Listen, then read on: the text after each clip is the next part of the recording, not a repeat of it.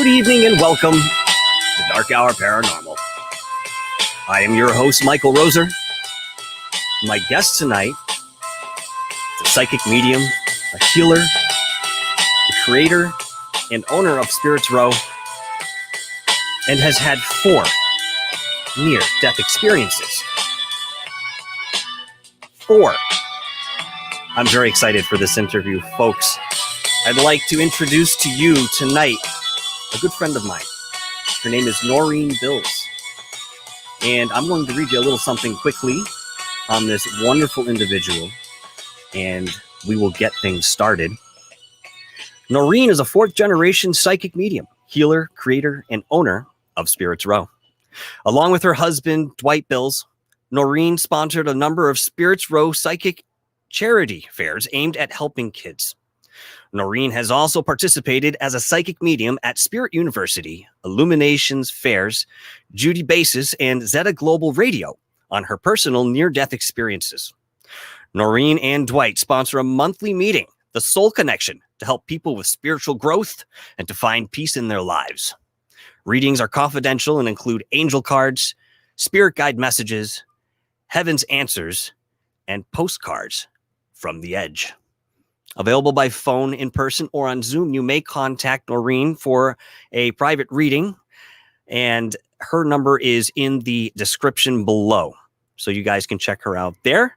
Very quickly, I see the chat room filling up. Nice to see everybody tonight. Thank you for joining us here at DarkHour Paranormal. And without further ado, I'm going to bring on the star of the show. Folks, please welcome Noreen Bills. Hello, Noreen, Michael. how are you tonight? Nice to see you. I'm very good, darling. How are you? I'm fantastic. Well, how was your day today? Good. Well, we're Good. talking paranormal and esoterics. I mean, there's not much more I'd rather be doing right now, I'll be honest with you. No better place to be than that. Got to cheer everybody up, you know. Oh, goodness, yes. I mean, it just makes us stronger in the end and gives us a little bit of a different shape. It does. So it does. To get into this here, because you're a fascinating individual, and I have had the pleasure of talking to you personally on a couple different occasions, at least. And I'd like to start with your origin. Where did you begin?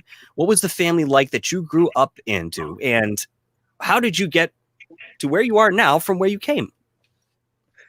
Well, I grew up in a spiritual household, and it was just an accepted thing. When my sister and I played cards, we would hold the cards, and she would tell me what I was holding. I would tell her what she was holding. That was just normal stuff for us. And I would tell my mother, you know, I talked to angels or whatever, and she'd say, "Oh yeah, that's really nice," you know. And they just never said that you were crazy or anything like that. And that didn't happen until I got out into the world. And I found out there's not a lot of people that understand it if they do have that kind of energy, or that would even say that they do at the time. And so it was just very normal and very natural my whole life.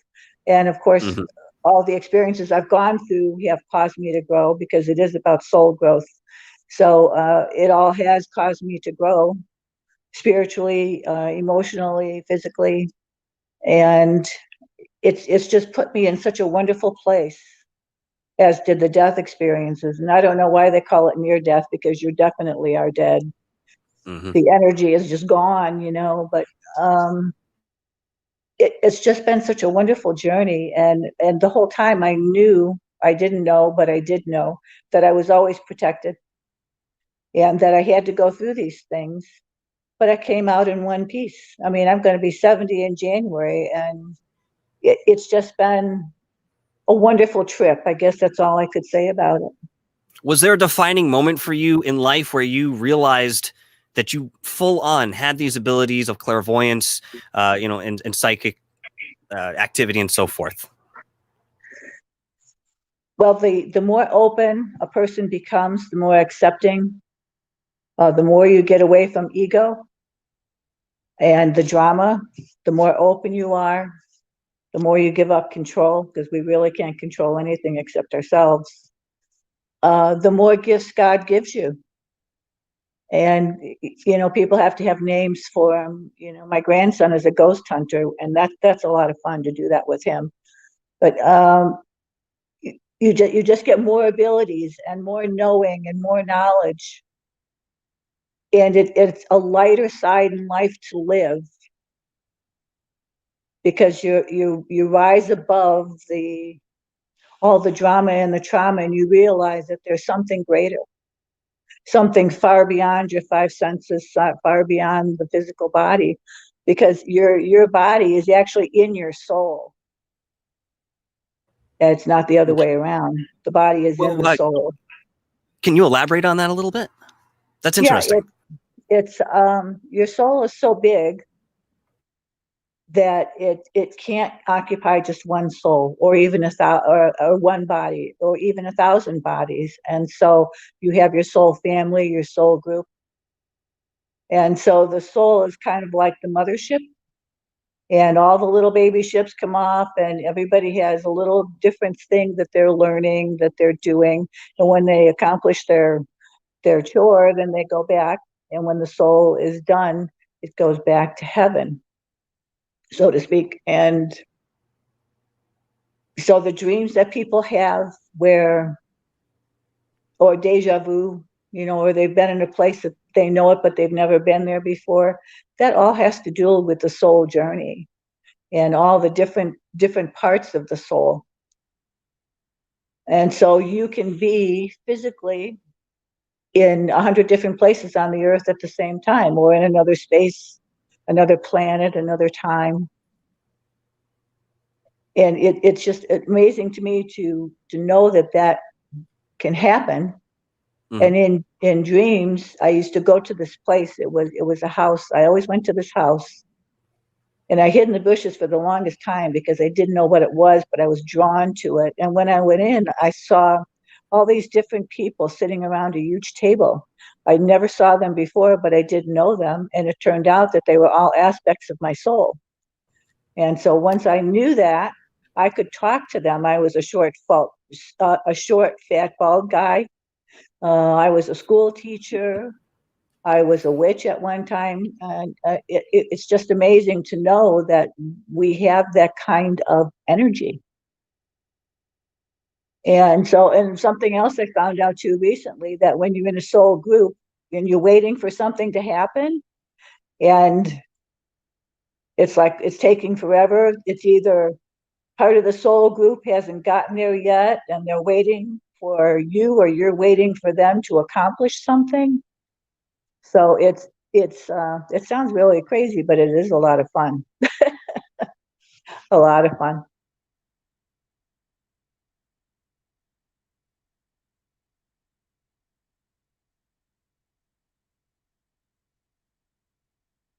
I lost you there, Michael.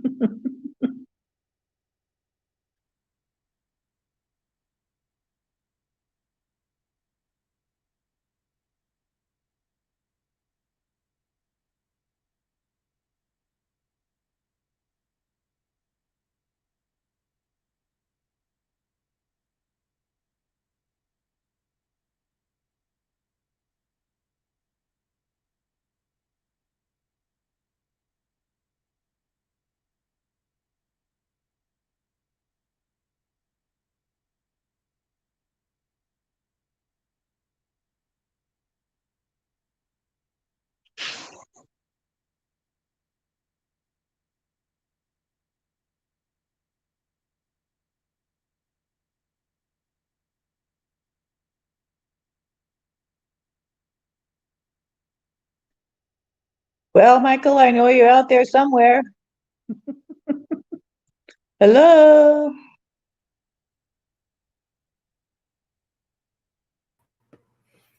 All right. Hi. I'm back. My apologies. I hooked onto the other internet because I'm going to work with that. Even if there is a lag, I can't have it going out like that. I'm so sorry. So I'm not sure where we left off, but I started asking you, not to get too off topic, but you said that your son likes to ghost hunt and that you enjoy going with him on occasion. What kind of protection measures do you take when you go out on a journey like that? There's different crystals, different prayers, just knowing your energy shield, your energy field. And you just say a prayer for protection, really what works the best. And it was just interesting meeting all the different entities and finding out why they were stuck and what they were angry about, or sometimes they were just stuck and couldn't go forward, couldn't go backward. So it was just neat meeting different energies and helping them to where they needed to go.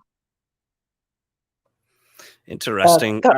Yeah, it was. We came across, a friend of mine had taken some stones from a creek that she knew she should not have, and it was on close to an Indian burial ground. And so it was a witch doctor that wanted the stones back. And I mean, there were things flying around this woman's house that were just unbelievable. And so she had to take the stones back. And when she returned them, everything stopped. But we had to figure that out because she didn't know what had happened. Wow. So yeah, it's really interesting. I don't do it that often. I was going to say, I've always been worried about attachments or something following you home. And as I've shared with you, I've had a couple instances of such. What can you do to avoid that? Because I did do the white light. I surrounded myself with, what I considered my spirit guides. And yet I still experienced this on 2 separate occasions with 2 different entities. Sometimes that happens. It's, you just have to just tell them that they have to go. And usually they listen. There's a lot of different things, a salt bath will cleanse off negative energy, sage, those types of things. And there's a certain kind of wood that you can burn that will also get rid of negativity. I sage my house every day just because of my energy. There's a lot of different things that are attracted to that energy because it resembles the light, God's light. And so there's a lot of things that are attracted to that energy. But we're all surrounded by angels and God's helpers, and they can't change our path, but they can certainly help us along our path and make our journey much easier. We still have to go through everything. We created it, but they can make our journey much easier. And did you ever notice, when you're trying to do something and you keep trying and trying and trying and it never happens, and then as soon as you stop, it does? That's because the angels have taken it. You let go of it, and the angels have taken it, and they've done it in the divine order that it should be done. And That's so funny. It really is, because our ego and our mind really get in the way. But as soon as you release that and you get the ego and the mind to go in the same direction as your spirituality, as your heart goes, it works much better, because then everything is going towards the light and it's a lot more peaceful. And then the past is not such a burden. We don't live in the past. We don't worry about the future because tomorrow hasn't happened yet. And so you just live in the present and you think with your heart. Fantastic. And it just makes a much more peaceful Moving life. on very quickly, because I could get stuck on that topic. Okay. Sorry, there's a bit of a lag here. I do apologize. Moving on there, because we could spend a lot of time on that subject, and maybe we can do that at another point. But I wanted to get into your near-death experiences and some of the wisdom that you've gotten from these experiences. So before I start asking you some specific questions, can you just enlighten us a little bit about those experiences that you went through? Well, the first one happened that I remember was when I first went to school, and it was after a vaccination, and most of the kids in the class had bad reactions. And so we all wound up in Children's Memorial Hospital. And I was in the hall in a crib, because that's the only place they had to put me. And all of a sudden, I was just above my body, and I was looking down, and the doctor was shaking his head, and my parents were hysterical. And I thought, what is wrong with my parents? Why are they crying so much? So I went back to find out what was going on. So that was the first time that I realized you could leave your body. And I experienced the golden cord tied to the navel, tied to the planet. I had no idea what that was about, other than I was yanked back in a heartbeat. But it was really cool because I was floating above the earth and in space, and I just have a fascination with space. I always have. And I was floating out there, and all of a sudden, whoop, I was back. And I sat straight up in bed, and I was like, did that really happen? It was just so freaky. One time, I was just sleeping, and you don't have to die of some horrible death. You can just go to sleep and wake up, and you're on the other side. It doesn't have to be all this big drama, And so I was sleeping, and I just felt my hands and my feet going up, and I pulled back a couple of times, and when I opened my eyes, there were 4 very, very beautiful statuesque angels pulling me up, and a 5th angel talking to me and telling me that I had accomplished everything that I came here to do, and that I could go home. And did I feel the peace and the love? And that was really the first time that I really did feel it. There is no power on earth that can even match. There's nothing on earth that can come close to what that was. But I wanted to stay. And so they said, okay, I can still see them out of the corner of my eye. They're still waiting to take me home when I'm ready. And I'm not going till I'm ready. But the biggest thing that really happened was in the early 80s, where I had some unnecessary exploratory surgery physically, but spiritually it was very necessary, because I woke up and I was on the other side. I went to the Hall of Records. I sat in the garden with my guides. I was told so many things. I went before the board, and everybody has a board, by the way, of different, Jesus and Mary are on my board, Yogi Gandha. Mother Teresa is up there. She's on a board. And so they told me everything that I had gone through and everything that would happen, everything that I asked to do. So when we come here to Earth, it's by divine design, but it's our plan. It's the things that we want to learn. And so we're responsible for ourselves. So what they did tell me was, and I've been through this 4 times with 4 family members dying from cancer, that you have the power. God has given you, you're a divine being, and you have the power to not be there if you don't want to experience it. And what happens is there's just enough energy left in the body to honor it and let it die the way you've chosen to exit the earth. And so, because people say, oh, Uncle Fred was so peaceful, he looked so peaceful. That's because Uncle Fred wasn't there. So that kind of helps people to know that when the suffering is really bad, and it is in cancer, when the suffering is really bad, that most of the time your loved one is not there. There is just enough energy left to let the body die the way you designed it, and you did design it.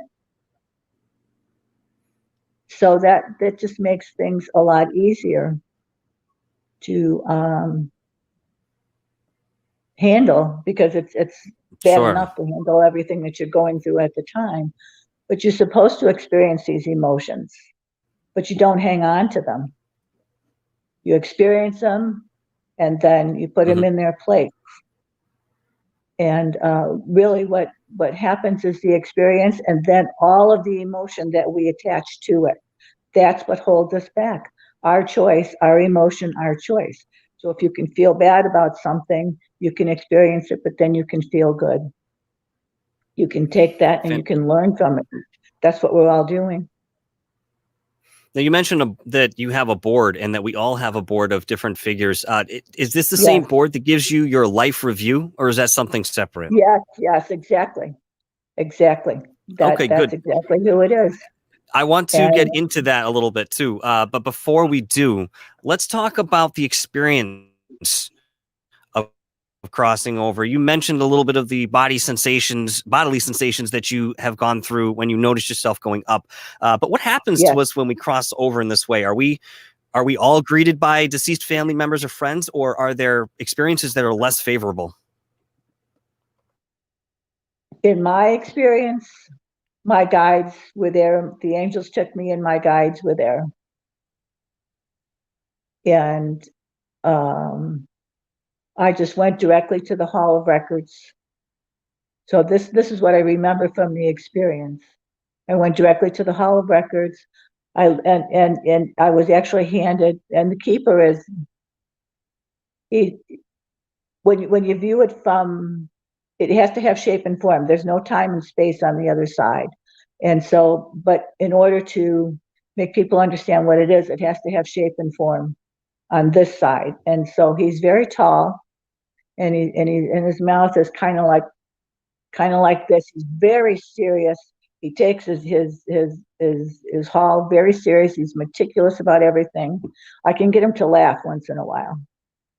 And it's these huge, beautiful doors you go through. And he handed me my book, and it's gold. I opened the book, but it's just all energy. There's not pages. It's just energy. You're reading energy because that's what we are. And so you're reading energy. And from there, then I went and I talked to my guides about what I had experienced, what I wanted to experience when I did go back. And then I went to the board and I talked to them about it. And there's no judgment. There's no hatred. There's no fear. There's no jealousy. It is overwhelming love. The whole thing is overwhelming love. And there's not expectations, and they don't say the word failure. It comes from a place of love and love and peace. And so they sent me back, and I woke up, and I don't remember the journey other than feeling hot and cold.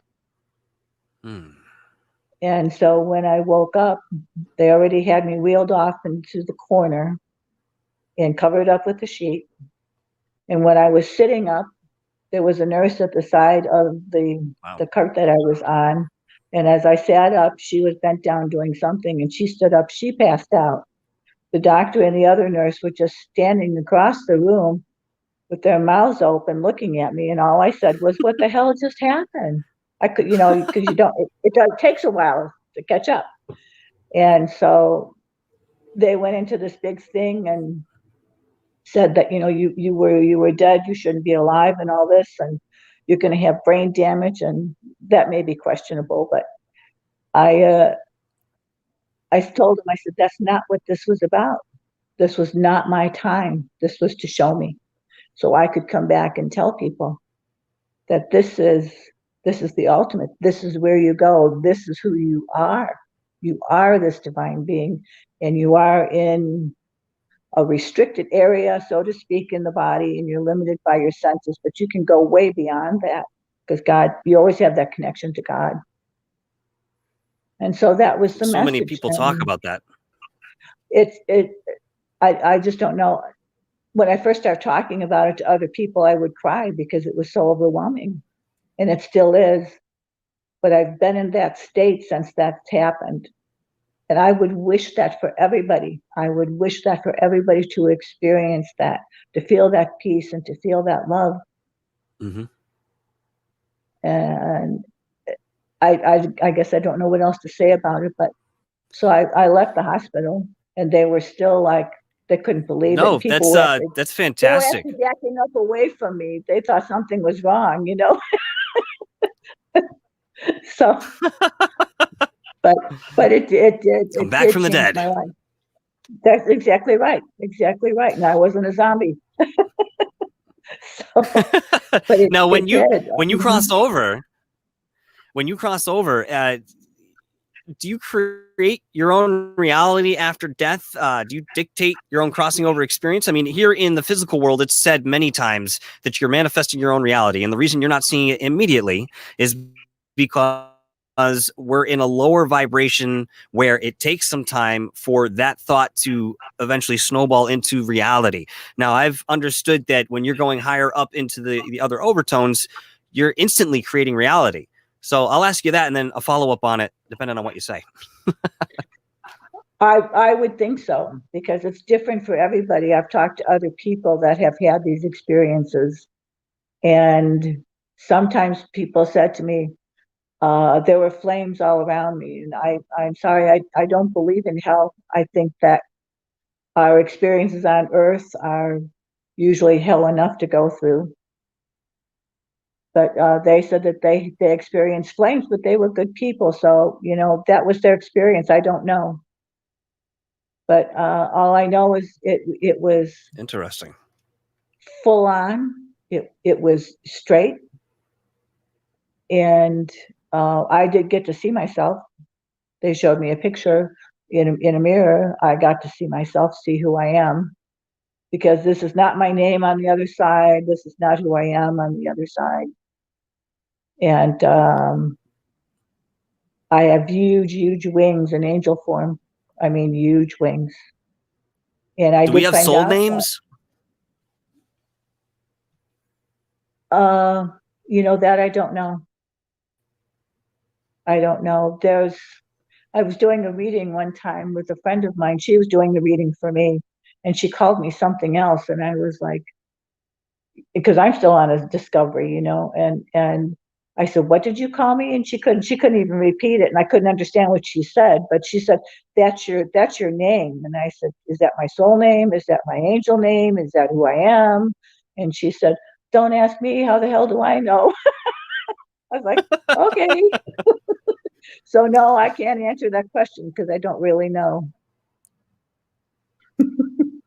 Okay. No, that's fine. I mean, it's just something that came to mind. I remember people talking many years ago that we had soul names, and I never really had the chance to ask anybody. It's never been an appropriate time, so I figured I'd slip that in there real quick. Within your near-death experiences, what are some of the biggest consistencies that you found in having these experiences? Maybe you've sort of gone over that a little bit, but in the context of consistencies, what are you noticing? Well, it was different each time, because the first time I just rose above my body. And then the next time that I remember, I was experiencing being tied to the earth by a silver cord. Then the angels came to get me.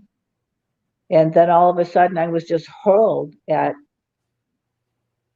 faster than the speed of light to the other side. And I don't remember the journey there or the journey back. I just know I went to sleep and I woke up and there I was on the other side. And when I came home, it was the same thing. I was just hurled back. And I just opened my eyes and I was back in my body. I did well, people go flying through the planets, and you experience these different journeys during the night, and that's a lot of fun to do that. That's so freeing to do that. So I would say that the only thing that was consistent about all of it was the feeling of peace and love. Interesting. Oh, that's really Yeah. cool.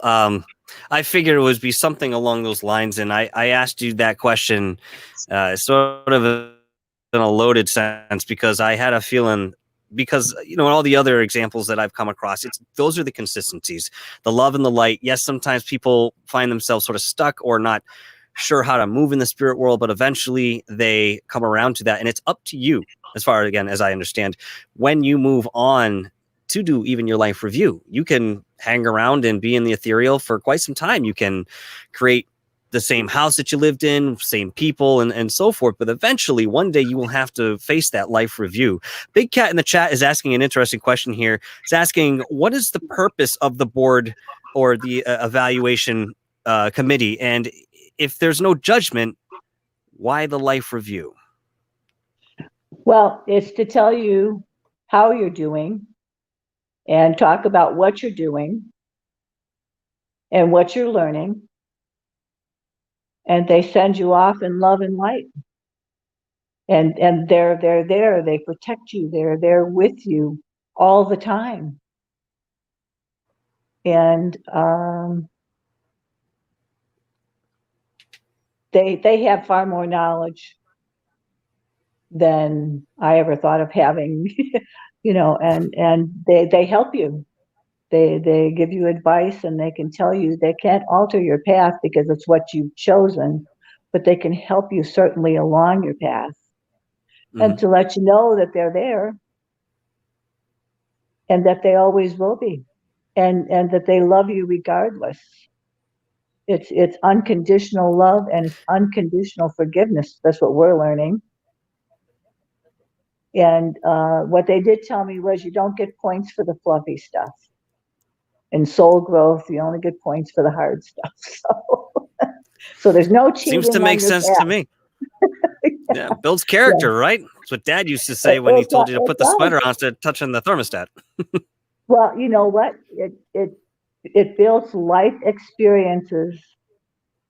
So when you share this with someone else, you can help someone else because you've experienced it and you know what that is. And so you can't tell another person what to do, and you can help if they ask, but you can understand that what they've been through, the things that have happened to them, you have that experience already. And so you're able to help them in that way as support. Just saying, I understand, I know where you are. So that's why we go through all these things and we pass the knowledge down. If that's the case, then having your life review would probably be something more of your own way of learning. So, for example, what I've heard is that when you go through this life review, you're seeing things from the opposite side, how you affected people, how you made them feel. And in turn, you're then deciding what kind of karmic connections you want to move on with them next time. Say, oh, I hurt Pam really bad this life, but maybe we have a chance in another existence to switch roles and we can do something different and I can make up for it in some way. So, karma is not actually something that you're judged on. It's something that you create yourself, right? It's the opportunity. Karma is the opportunity for a redo. And that's really what it is. Everybody says karma is bad and all this, but I haven't personally found it to be that way. It's been the opportunity to grow from it and to make it right. Because we have to learn. So let's say my younger sister, who passed away 10 years ago from cancer, she had a terrible life. But her kids live a much better life. And so what I learned from that and what she has told me is sometimes we have to learn what not to do and how not to be before we can learn what to do about it. And that's what she did. She sacrificed her last life, which was cut short at age 56, to show people and to show her family the things to not do. That's just as valuable as learning the things to do. So it's all a part of growth. You can't know the light without knowing the darkness first. Exactly, because from the darkness comes the light. And that's could be said to the extreme for what's all the things that are happening right now, but I mean, what makes people think God doesn't know about it? I figure it's in his hands, so that's where I'm going to put myself, is in his hands, I do understand that. Now, within the life review, I always thought that once you got to that point, you were already done. There was probably no chance you were coming back in a near-death experience sort of way. Is there ever a point of no return if you were getting over on that side? There is?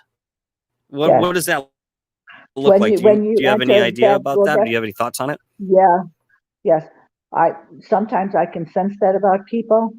I have to say in recent months, it's been tough being psychic because, and there are a lot of people that have these senses and they pick up on things and you see things, things. I mean, it just comes in and you know things and you know the truth. And so sometimes I can tell, it's called being in the window. And once you enter the window, your time that's your time. And I saw that in my sister because her life just became stagnant.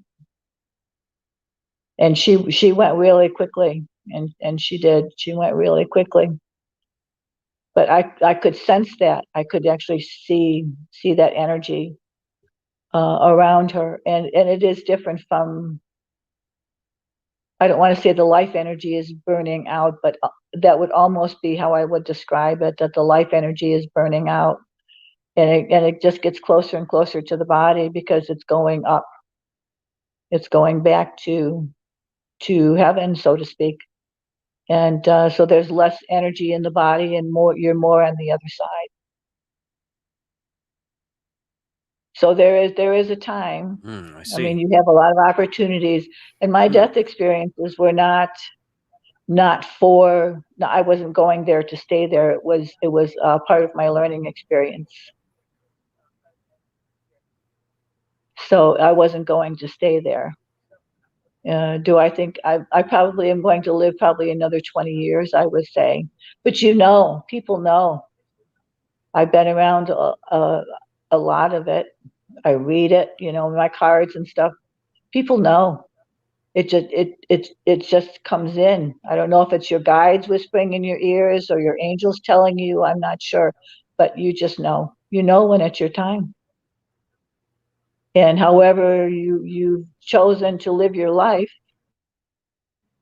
will be how you exit the earth, whether it's a car crash or you just lay down and go to sleep or a disease or whatever. It's just something that you sense. And everybody does. Everybody knows it. Mostly everybody. There was a couple of times people were in car accidents, brothers and sisters of some of my people that I talked to, and when I read them from the other side, they said that it just happened so fast. They say there's no accidents. I don't really know if that's true. Things happen for a reason. But sometimes when I read, it's like they didn't even know that they were going, and all of a sudden they just were on the other side. So maybe that's what they chose to experience. You really can't judge another person's path because you don't really know. Even I don't know. Right. I just have no idea, and you could tell somebody something one day and the next day they totally change their mind. That changes everything. We have that power. We have that choice. We can do that. Well, that's, I had a great grandfather many years ago, and I was young when he passed, but he passed in his 90s, and for quite some time, I'm talking some years, he wasn't able to talk. He couldn't vocalize anything, and though he was there, he wasn't very cognizant, but he was still there. There was part of him still in that shell. And according to my mother, what ended up happening was one day my Bopji was in the kitchen and she heard him yell from the other room. He said, I can't remember her first name, I'll be honest with you. This is so long ago. Bopji, I'm dying.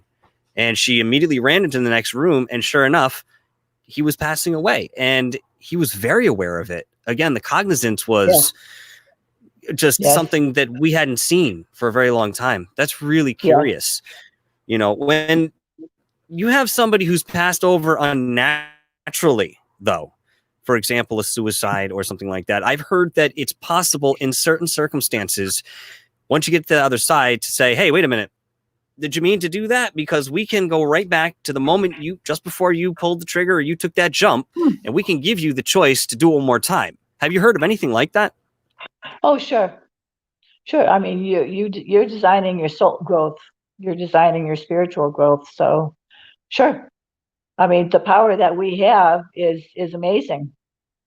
The power that we have here is amazing. Once we get past the confines of the body and realize our divine connection. And, and the experiences that I've had where I've actually gone over, and when my parents passed away, they had a 3-story beach house and had parties every day. And I was able to know that about them when they went over, and that was something my mother wanted to do. She never got that in life, but she did get it on the other side. So I think that everything is possible. I mean, everything is possible. If you can dream it, you can do it. Isn't that the truth, though? And we hear this in so many different ways. Really, though, it's something so simple. It's something so simple. Doesn't have to be complicated. It can be. Doesn't have to be, though. Well, it's like I said, it's the experience and all the emotion we attach to it. For years, I was stuck, and I didn't know which way I was going. I didn't know what was happening. I couldn't get out of the past. I just had rocks in the backpack. That's what my mother called it, rocks in the backpack. And so I was carrying this heavy weight. And then one day I just realized I'm not a victim. I chose these things. How I went about it was my choice. That's the free will that God gives us. How I went about it is my choice, but I asked to experience these things. So how could I be a victim? And regardless of what happened, and I mean, I had people try to kill me.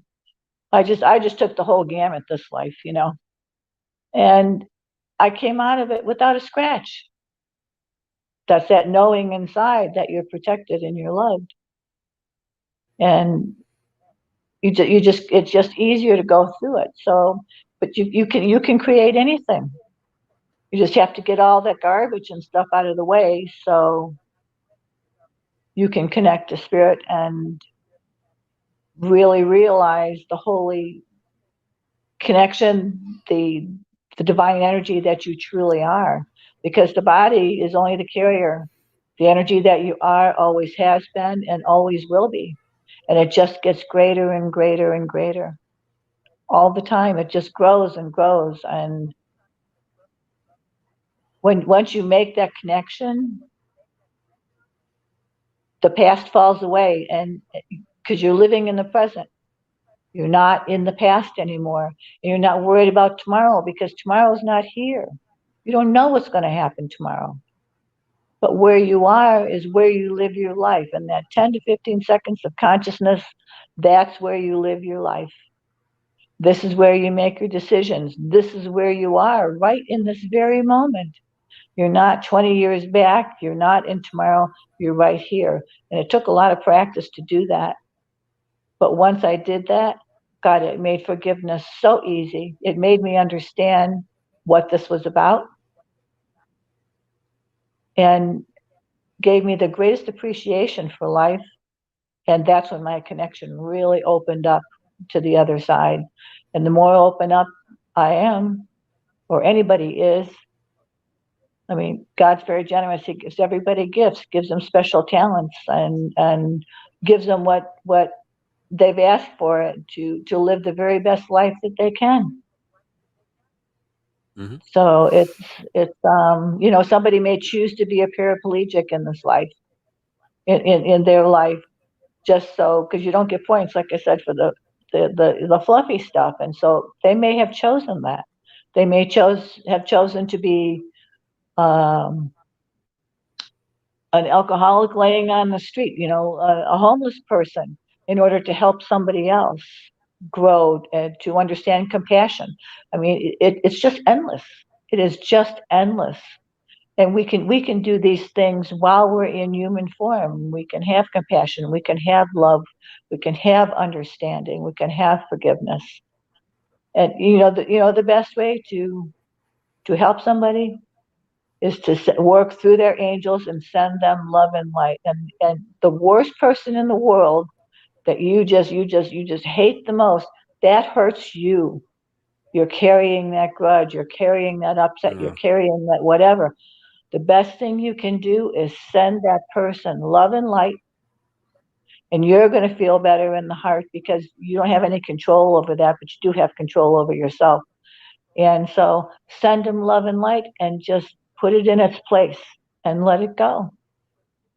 And that doesn't mean to ever say that the experiences that people had to make them small, to minimize it, because people have been through some horrendous things.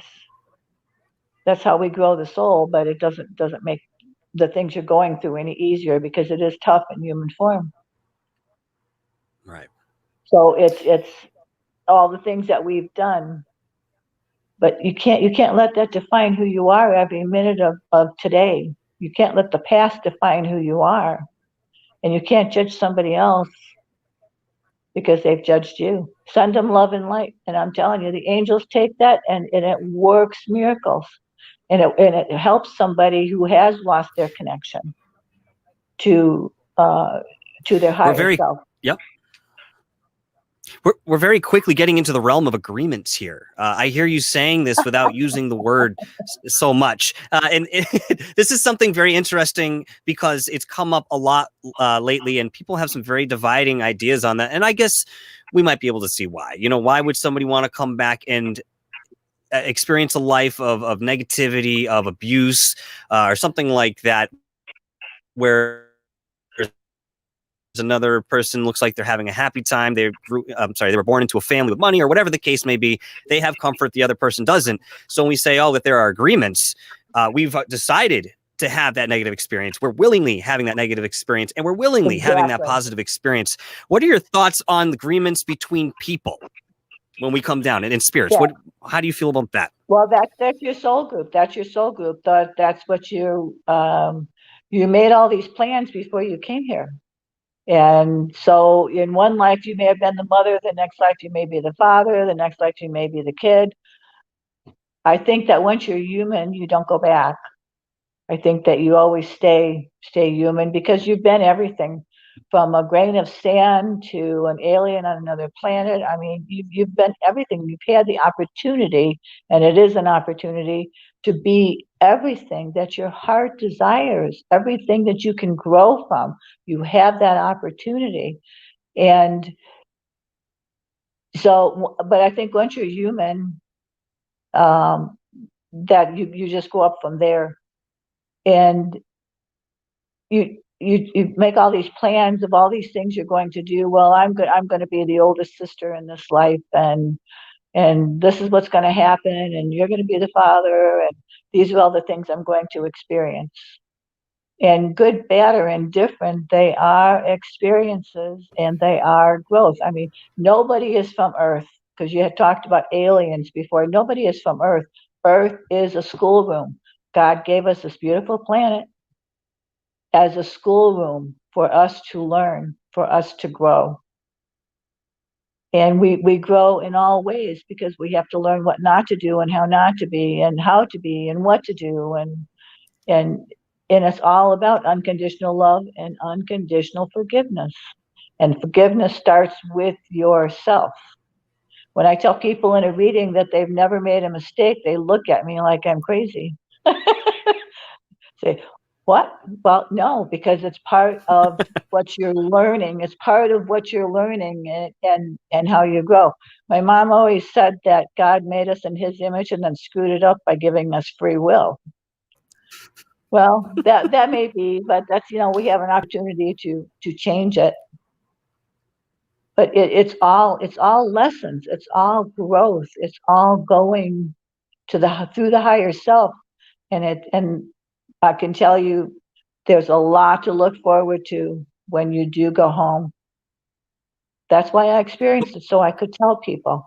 There is so much to look forward to. But again, focus on where you are here and now, right? Love is what is the expression? Love is for blind. now and light is for later, something along those lines. I don't know. Well, that too. I like that. You can say that. You know, we also know you, Noreen, as a clairvoyant, and I would like to shift gears a little bit and talk a little bit about your abilities as a clairvoyant. One of the questions I've always had, I've had my brushes with certain things, but you are somebody who is active in doing this all the time. Is there a difference between reading somebody's energy and delving into their past lives? And No, it's all energy. if there is, what's that difference? It's all energy. That's some people, everybody that I know that reads differently. They have their preferences, they have their gifts.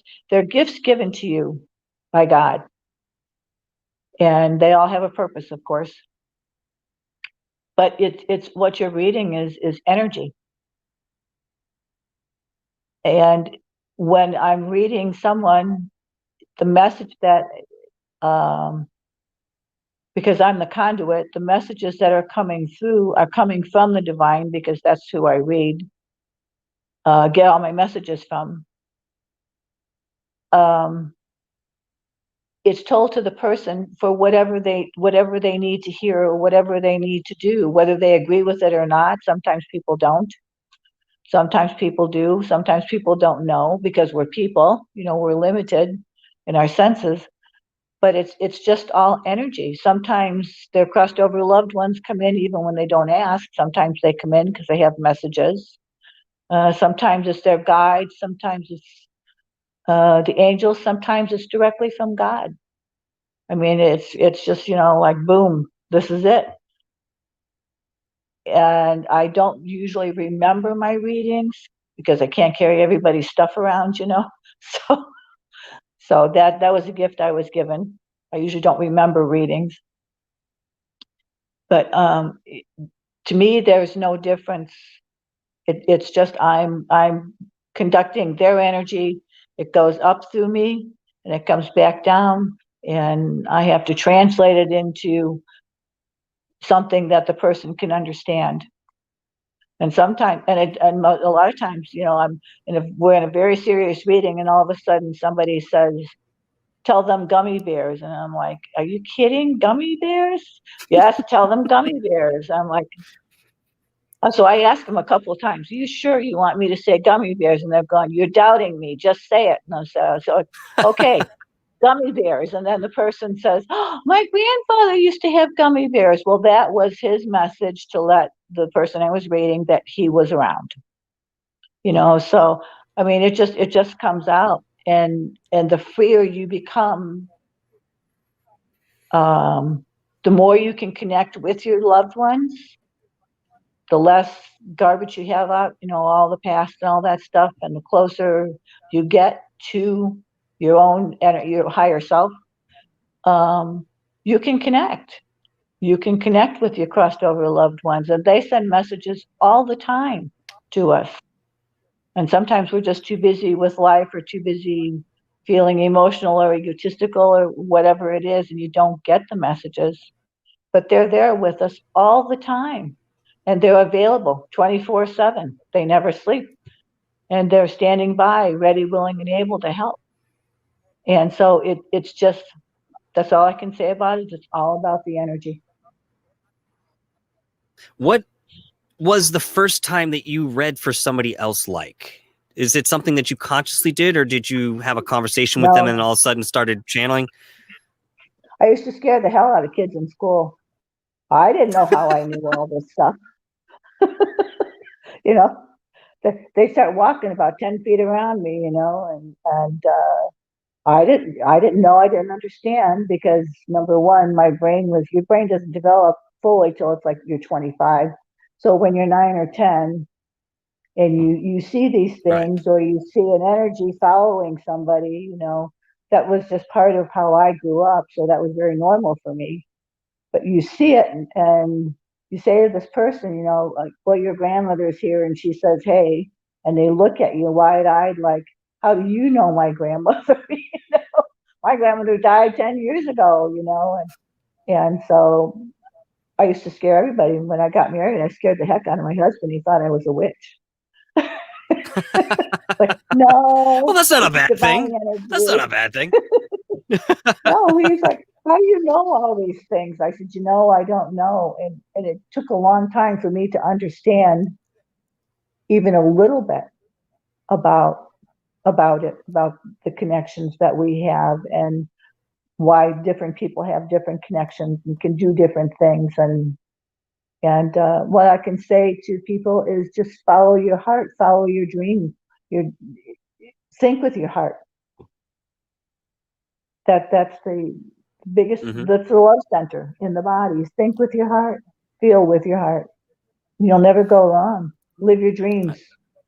I think a lot of people have some work to do in that area. We're so intellectualized today that I think a lot of people have forgotten about that feeling, or they're afraid to feel. I mean, I was one who shut my feelings out for a very long time till somebody said, "Hey, you're not feeling." I said, "Really?" They said, "Yeah, check it out." And so, I kind of went inside myself and I was like, "Oh shit, yeah, you know what? You're right. I'm not feeling. I blocked everything out. Well, Uh, sometimes people are just Regardless of the reason overburdened. for it, this is what I have to deal with Yeah, now." And it took a little time. Yes. yeah. Oh, yes, People, absolutely. You mentioned. Yep. Go ahead. Sorry. Go ahead. people are just weighted down by the experiences they've gone through and don't know what to do with them. They don't know how to get rid of them. It just becomes because the brain has just been so bombarded by all this negativity stuff that they can't see the forest for the trees, so to speak. And so they just do that. They numb themselves. Some people drink, some people use drugs. I mean, excessive hand washing could be you know, a way to an outlet for the emotional escape. So understanding that we don't make mistakes. These are lessons we're learning, and nobody's going to be mad at you because you accidentally punched him in the nose or something, or nobody's going to be mad at you. It was just part of learning, part of growing. I still have things where I like, God, I can't believe I did that. Mm-hmm. But it just is. It's part of being human, and it's mixed with being your higher self. And so just understand that it is a schoolroom. We are learning and growing and forgiving ourselves first, because you can't forgive anybody else if you can't forgive yourself first. And you have to learn to love yourself 100%. and accept yourself. Yeah. Because, I mean, everybody on this other side thinks you're absolutely perfect. God thinks you're perfect. And He proves that every day because He loves us unconditionally. So that's This a is good example to fascinating. follow. It's a Yeah, good I would say. example to follow. No, that would be perfect if everybody could kind of do that. I mean, if we're not headed that direction anyway, but who knows? It's very speculative at this point, seeing what we have going on around us today. But um, what's the difference in approach here when it comes to clairvoyance and reading people in regards to that? Some people channel, some people use crystals, runes, angel cards, tarot cards, and so forth. Why this intermediary approach? Why do people use these sort of ritual tools to tap in to something we might be able to do internally already? Well, a lot of times um, it powers it up. In a thunderstorm, energy increases. In a thunderstorm, you're more likely to see orbs. You're more likely to see visions, apparitions. And TV has taken this and made ghost stories and made it all spooky and stuff. But the thunder and lightning will power up the energy, so it makes it easier for them to communicate. So, and when you see an orb, it takes a lot of energy from the other side to get to this side. At least it did. But we're experiencing the veil being lifted between this world and the next. That's exactly what's happening now. And spirituality is pouring all over the earth. and it's waking people up, and people are starting to realize they are more than just the body. They are connected. There is a higher self, and that they are part of something that is just absolutely amazing and wonderful and great. And so there's some resistance going on, but I say rise above it, because God has, what makes people think God doesn't know about this? It's a divine plan. And God has people in every aspect of this plan, and they're doing exactly what they're supposed to do. And this is really a test of faith. This is about faith and knowing that everything will turn out. However it turns out, everything will turn out the way that it should. And it's usually not the way we think it should. So, but as far as using different tools, I have angel cards, and I like postcards from the edge. That's the universal message straight from God. And I put crystals on, because crystals, they're mentioned 2,500 times in the Bible about the power of crystals. I didn't know that. And they just, really? Yeah, they just connect energy. They're clearing, they can help clear the chakras, and because that's the energy centers in the body. That's how we receive, and the energy goes in and out through our chakras. But there's a lot of different methods. I don't need cards. I love my cards. They're beautiful, and people like to see them. People touch them, and you can feel the energy. And it is amazing to me that how just how they go. They come out. I mean, I don't do it. It's just divinely driven, and they go in all different directions. Like if I'm reading an accountant, the cards will come out in perfectly straight lines. And somebody who's kind of scattered and don't know where they're going, that's exactly how the cards come out, scattered and don't know, but they'll have a direction for them, But it's fun to do it. Sometimes people that are just coming into this will memorize the cards, and then that's maybe that's not the modality for them, or they're just starting out. But it's these things find you. Crystals find you. I have a copper hoop called the Ring of Fire. It found me. I had no idea. I was doing a psychic development class with one of my mentors, and she came into the room with it, and the thing fell in my lap. She walked past me, and it fell right into my lap. So it came home with me. It picked me. Isn't that funny?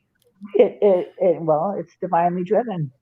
And so they find us, These things find us, just like our animals. We don't pick our animals. Our animals pick us.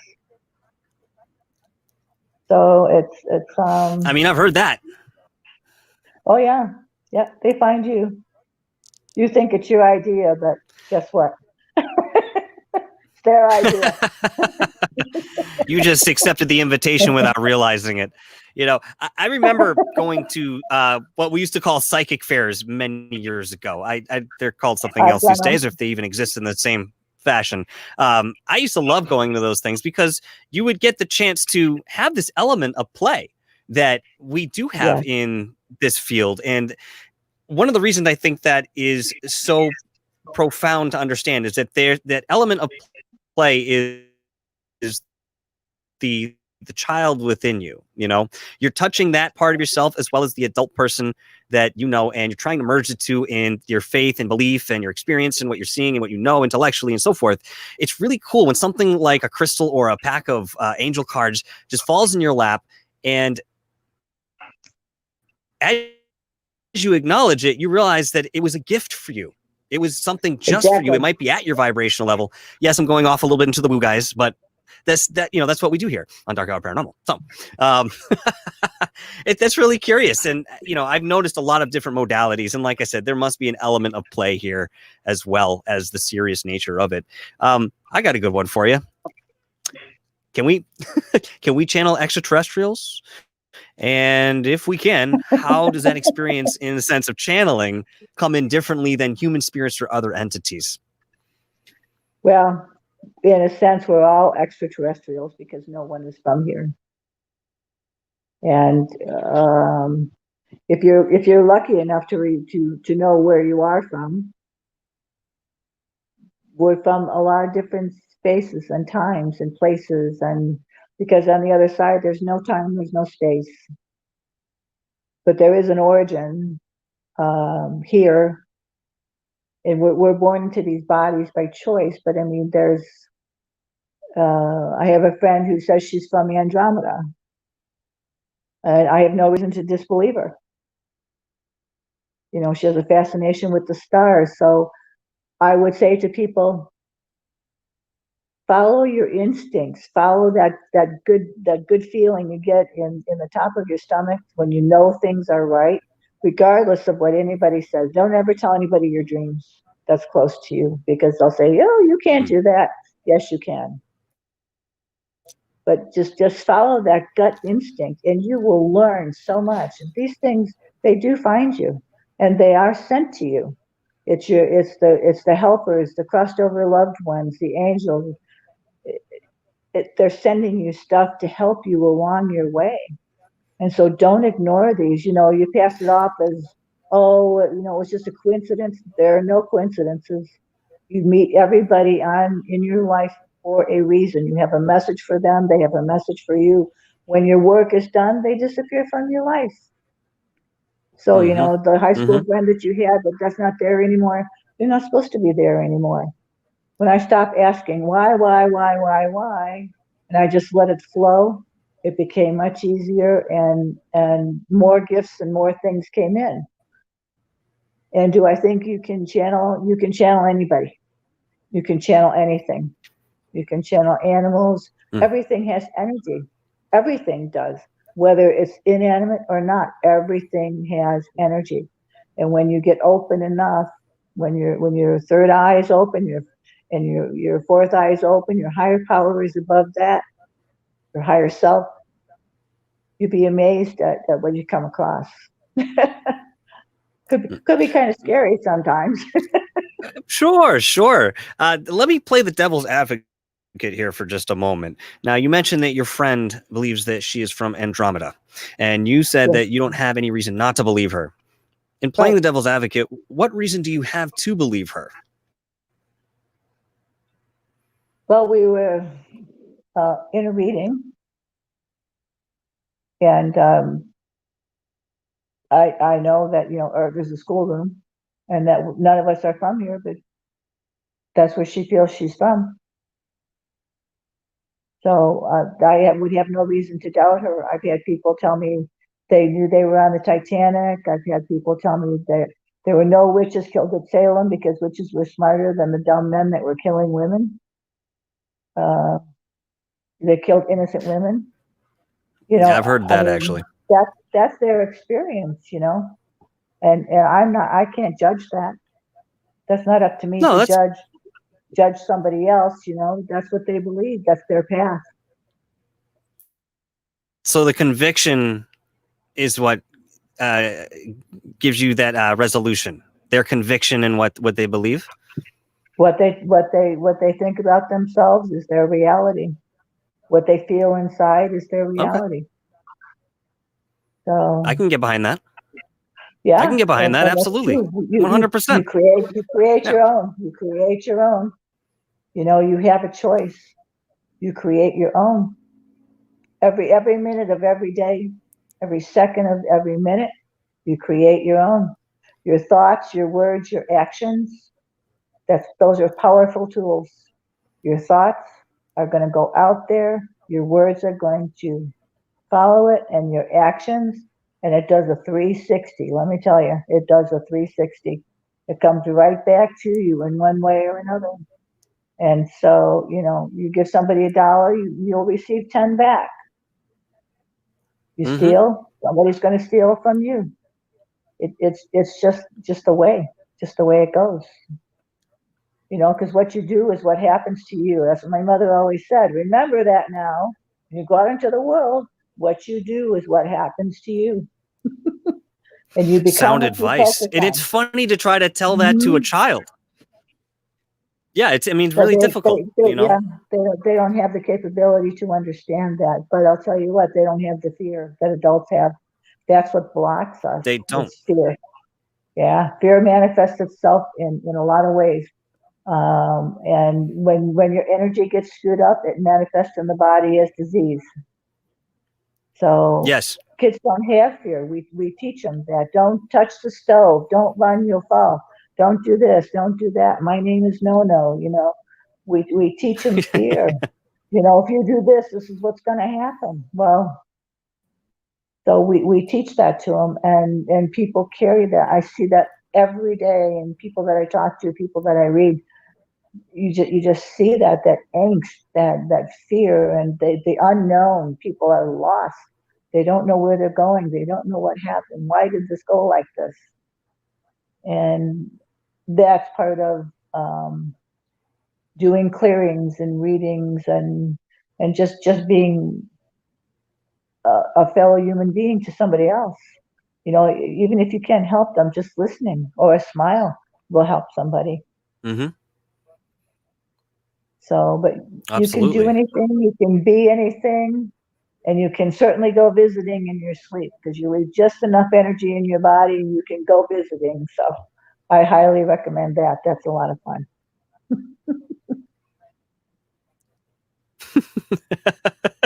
Now, it brings me to another question. Now, a lot of people are asking this as things go on. Does everybody have the ability to be clairvoyant? And if so, how does the average person have access to this, or how can they find that for themselves? Well, you have to unload the garbage to have all the energy centers in the body fire the way they should. And there's a number of things you can do: massage, clearings, aura readings. Using crystals in an aura reading. It's you put your hand on this electrode and it shows all the energy field around your body and where it's clogged, and then Like that. so everybody helps everybody, get on, because we all get stuck. We're human, so we all get stuck from time to time, and there's a lot of things we don't know. So people have different gifts and different energies that help other people, and how you know is by a person's eyes. You make that connection and you feel good about that person and they feel good about your energy, then that's the direction to go in. If you pass somebody and you're kind of like, ooh, I kind of felt icky, you're just not supposed to be there. It's not anybody doing anything wrong to you. It's just that you're not supposed to be in that area, or, it's just not part of your experience. But it's just everybody helping everybody. And do I think everybody can talk to their loved ones? Everybody can get messages. You get them through the birds, butterflies. Sometimes you'll see them in a dream. A lot of things come in dreams because when you're sleeping, your brain is in a different state. It's not thinking, not rushing, not doing all that stuff. It's in a different state, and it's in a theta state. And so you're more open to receive these messages, all these downloads, I call them. You're more open to receive them. Everybody has that capability. Everybody, because we're all divine beings. There is not a lot of, and this has been the two mentors that did the most for me in my lifetime have told me, there is not a lot of true people with psychic ability compared to the population. And so, I don't really know if you can develop it, if you don't have it. It's just based on the gifts that God gives you. But everybody does have that walkie-talkie system where you can connect.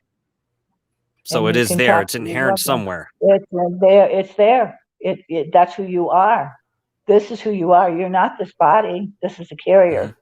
That is who you are. You are a divine being having a human experience in a soul group. Yes. Yes, I understand that to be the case too. And it's funny because I try to be as non-biased as I can when I bring guests on, but we talk about things that, I've found to be true in my research and experiences as well. So it makes it a little bit more special for me when I get a chance to talk to somebody like yourself. So thank you for that. That's, really cool. Have you ever had, well, I'm going to ask, I have 2 more questions for you. One not related to the other. The first I'm going to ask you is, have you ever had any experiences with telepathy in the waking state or perhaps through dream? All the time. Anything like that? All the time. I have to turn it off. You can't stay in that state all the time because you can never get anything done. Because what happens is, and I've did a brain scan, and it showed 90% of my brain shutting down and 10% just active, and when I'm in a spiritual state. So you can't operate if you're in a spiritual state all the time. My husband calls himself my psychic roadie because he keeps track of everything. When I get connected, I can't drive. I can't find my purse, none of that stuff because I'm connected and I'm out of my body because I'm up there. Yes. I'm connected up there, and the messages are coming through. My mouth is moving, but it's spirit speaking through me, and so you can't be in that state all the time.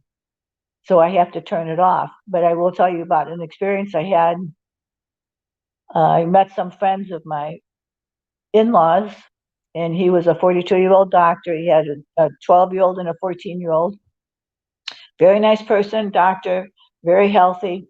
And when I touched his hand, all of a sudden, to shake hands, all of a sudden, everything around him disappeared.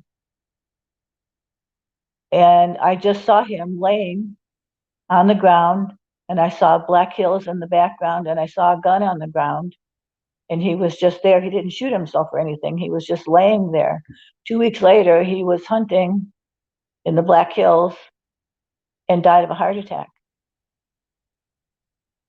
So, you see that, wow. And I didn't know the timing, but right. I knew that was going to happen. I can't tell him. Mm-hmm. No. So probably couldn't stop it if you did. Yeah. I can't interfere in his path, and no. Even if I told him, there would have been nothing. My brother was at the airport, the local airport here. He kept seeing the same plane. He could see the numbers plain as day, and he was trying to find this plane because he knew it was going to crash, and it did. He couldn't find the plane to warn the people. He was at the 2 local airports around here, could not find the plane, and he searched for a week. And by the time he got done with the search, the plane had already crashed. But it was just something that came to him, wow. Something that So wow. There's things that I see, and like I said, I shut it off because there's a lot of things I don't want to know. But I can shut it off. But when I get into that state, and sometimes somebody else's energy may be so strong that it just hits me like a ton of bricks. And well, this woman was like across the room, and we were in a restaurant. That's what it was. We were in a restaurant, and she was across the room, and she liked my husband. She didn't know us, but she liked my husband, and she was planning how she was going to get to talk to him. She was sitting by herself, how she was going to get to talk to my husband. And I mean, the energy just came through really strong. And so I told my husband, I said, this woman's going to make a pass at you. So, and she did. So that was it just kind of came in, Yeah. But I can walk by somebody in Walmart. There was a guy just trying to decide. He's like this, is he going to get Cheerios or is he going to get rice checks? And so I was walking by him, and I told him Cheerios, and he just looked at me.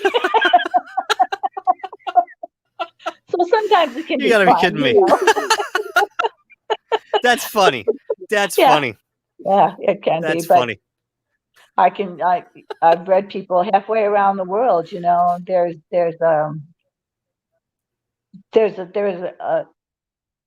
You have to be ethical when you have Mhm. this kind of gifts that God has given you. You have to be ethical and handle this with integrity and honesty and confidentiality. And I don't read anybody unless they give me permission. So somebody will say, "Oh, I need you to read my sister." Well, I can't do that Right. because I don't have her permission. You know, so you can't spy. No. I can, Right. because I can, you know, see something or halfway around the world. That's when I said, you know, all the stuff that's going on now, all the things that have been coming in about it. You know, it's been a little bit overwhelming. But yes, you do. There are things that you just know, things that you just see. I have pictures of, and I think I sent you pictures of orbs. My husband is the orb whisperer, and he actually can catch full figures, and he's a very good photographer. And we were at the old post office in Fort Myers here, and all the lights were out, and it was thundering and raining, so the energy was really high.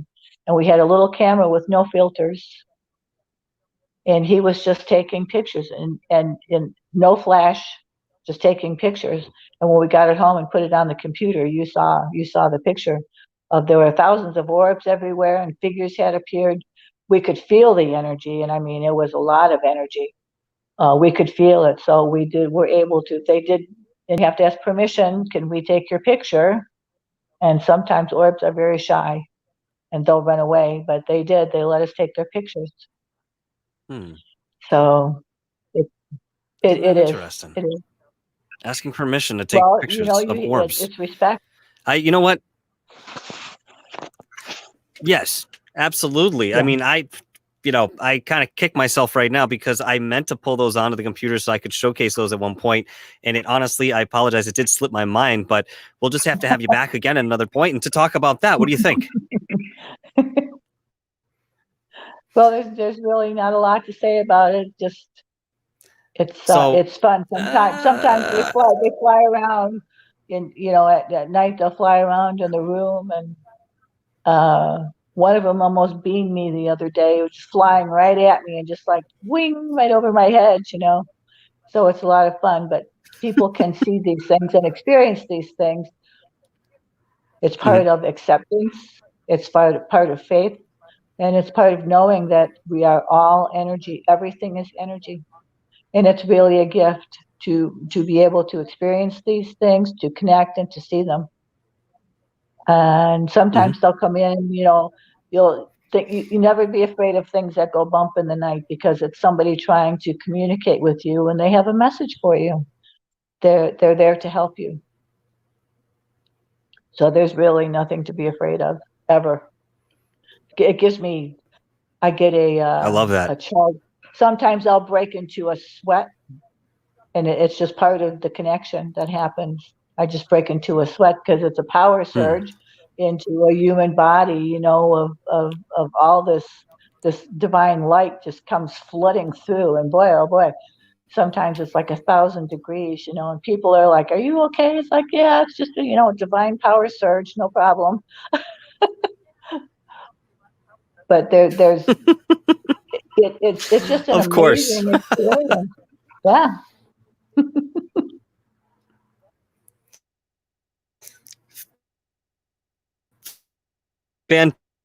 Fantastic. So we have just a little bit of time left. I want to, get this one question in there very quickly. What are Okay. your thoughts on fairies and the elemental world? I've I've seen them. I see them all the time. Sometimes dragonflies will come as fairies. You know, I have a friend that says the cardinals in her yard are her aunt and uncle. I mean, why not? Because Wow. divine energy can do anything. It can No, be I mean anything. that. It can manifest anywhere. You know, and you just have to be open to it. Meditation, that clears the mind, clears the spirit, and takes you to places that you've never been before, that you remember, and that divine connection is just waiting there. And so however you meditate, Mm-hmm.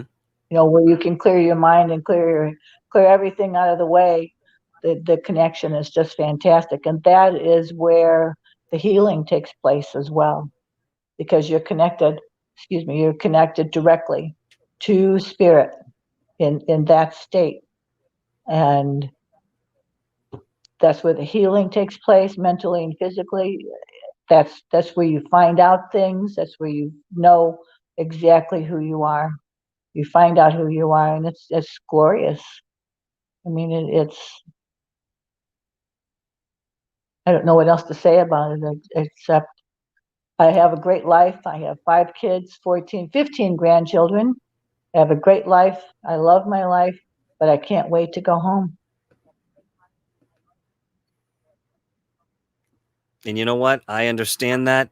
For some reason, being here, it's a heavy experience. And as much as we're here to do what we're here to do, going home is sometimes a welcome thing when it's due time. You know what I mean? But listen, Noreen, we're going to wrap it up right now. And I want to thank you once again, big and holy, for coming on tonight. I've had a fantastic time with you. And I see that a lot of people that have been in the chat tonight have really had a great time with you as well. And once again, I thank you very much for coming on Dark Hour Paranormal with me. I appreciate it. And I'll be talking to you soon, Michael. Absolutely. Thank you. Now, if you'd like to stick around, I'm going to wrap up the show. I guys off camera. If you have to go, that's fine too. It's up to you, but I'm going to go ahead and bring it out now. So thank you once again, Noreen. Okay. Have a wonderful rest of your night. You too. Thank you. Cheers. Wow. I say that every time. Wow. I love doing this. And I really appreciate people like Noreen coming and taking the time to very candidly share her experiences with all of us that join in here. And of course, you guys can see the replay of this in the archives. It's always there over on YouTube. You can check out all of Noreen's, she has her bio down in the description, and of course her number if you'd like to get in touch with her to pursue a private reading or anything of that nature. But once again, guys, thank you so much for coming in tonight. I've got a great show coming up tomorrow night. I've got Alyssa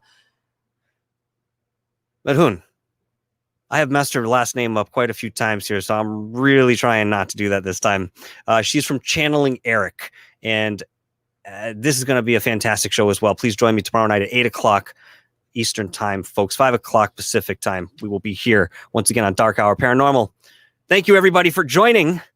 I will see you next time here on Dark Hour Paranormal. Have a great rest of your night, guys.